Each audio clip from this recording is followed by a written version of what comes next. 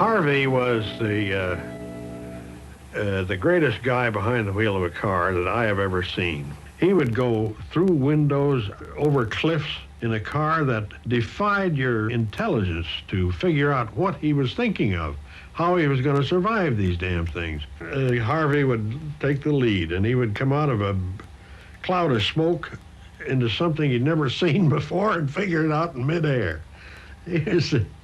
He had the guts of a wildcat.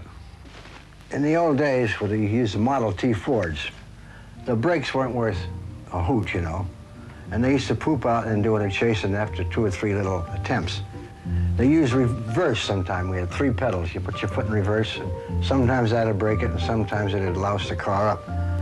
So to get the skids and spins and whatever you had out of it, like we'd come down hills, and down at the bottom of the hill, they would get grease, soap and water on the street, you know, wet it down, and you come down and turn the wheel and do this, you know. You didn't know what the hell was going to happen.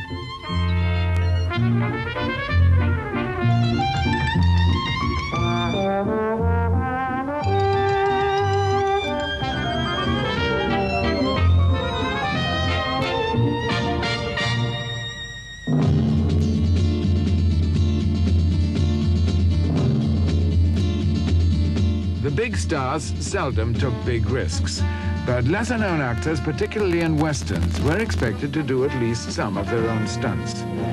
Fred Thompson was an Olympic athlete who had become a cowboy star. In this western, his director, Al Rogel, set up a chase sequence down the steep gradient of the Hollywood Hills. We were using the stagecoach, which had run away, and Fred was to pick up the team. In order to get Fred and the horses and the depth, the scene and the ravine and whatnot, we had these 2 cameras set on the back of the stagecoach, and to keep the stagecoach from wobbling too much, we'd had, I don't know how many sacks of sand that we put down in the boot and in the coach. So it was extremely heavy, and I was up there watching it and gave the signal, and the horses started out, and Fred made his transfer right on a turn, and the horse went down. The wheel horse went down, and Fred went down with him, and the coach with 4 men and all this sand went over both of his legs. And he went to the hospital and was there for, we didn't know how long, but the picture was finished. I let that go to the last scene in the picture. And that's where Yakima Canutt got his great idea, which he has done 1,000 times since. I picked up Yakima Canutt under the wheels of the stagecoach, hanging on to the rear end and working on his stomach up under the coach and onto the tongue, and working his way on up to the leaders and pulling them up at the edge of the cliff. Now that becomes a famous stunt, and it was all done by accident.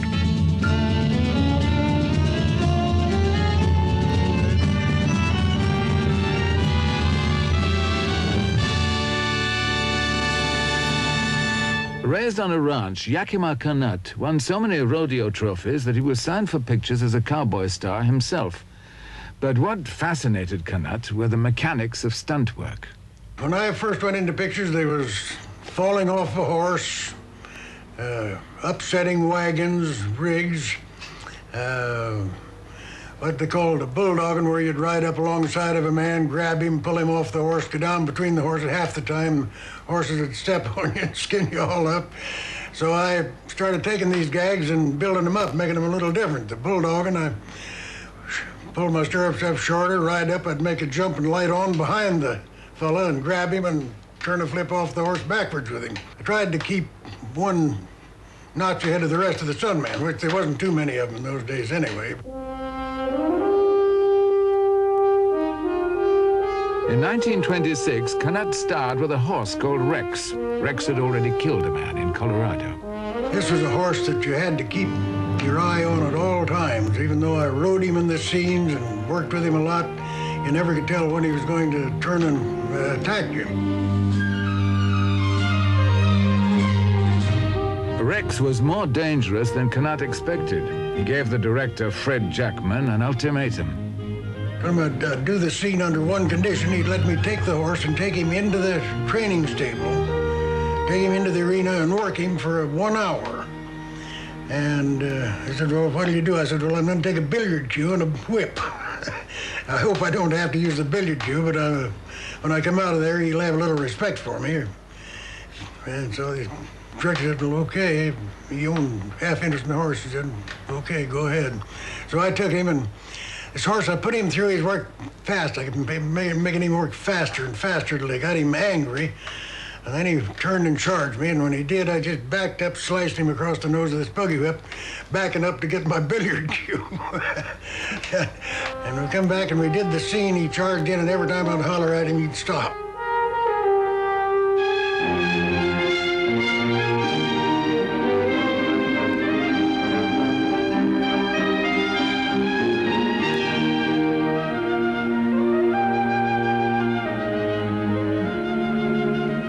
Good scenes with him, but he was a kind of an outlaw horse at heart, but he had a kind of a personality too.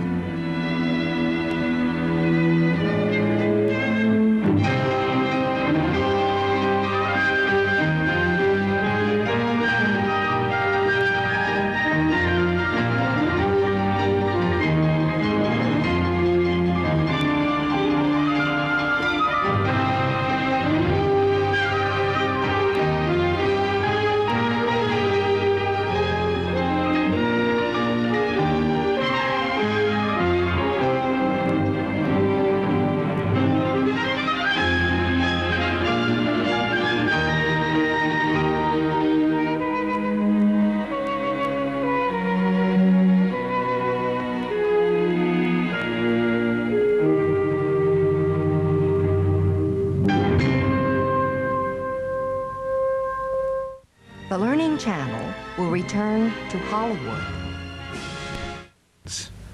With a star like Douglas Fairbanks, they wanted to believe it. The big stars did not do their own stunts.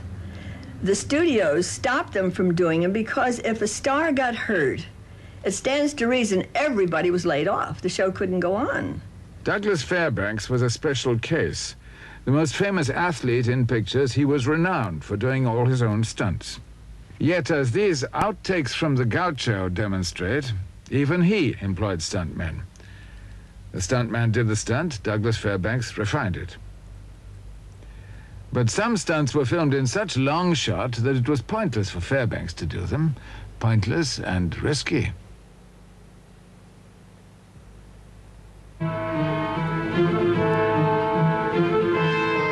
Fairbanks always gave his audiences outstanding value. He combined an enthusiasm for history with a bravura sense of filmmaking.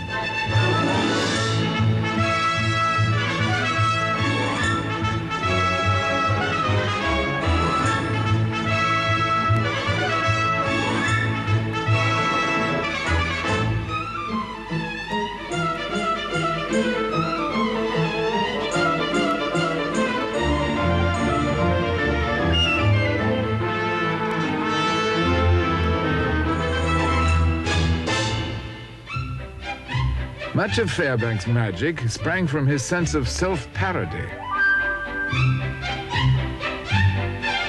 He relished the chance to introduce in each new picture more and more ingenious tricks and stunts.